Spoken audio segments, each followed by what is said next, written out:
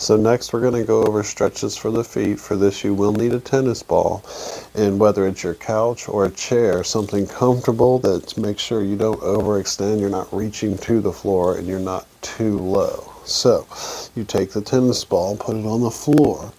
So for this it's important not to go over the heel or over the balls of your feet. So you want to stop at the front of your heel and at the back of the balls of your feet.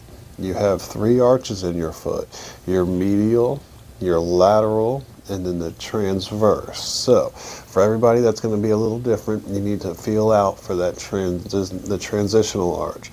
But again, the medial is really close to the inside of your foot. The lateral is on the inside or the outside of your foot. Be sure not to go straight to the very edge because that's bone.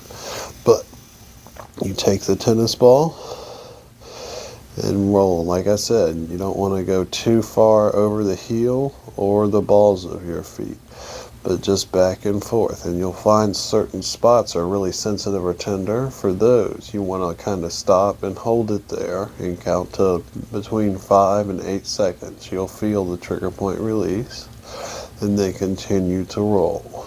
Once you've done enough on the lateral arch or the medial arch, try to find that transitional, and that's when you go left to right,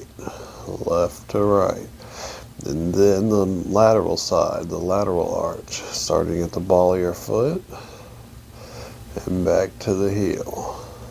And just keep rolling back and forth. Again, when you find certain areas that might be a little more sensitive, it's usually a trigger point. So you want to hold that spot for 5 to 8 seconds until you can feel the release, and then move on. And then switch to the other foot, and you can do this 3, 4 times, and then I would recommend taking a break, letting the feet kind of relax and breathe again before starting the next set. It's very important. You don't want to go over the heel or the ball of the foot.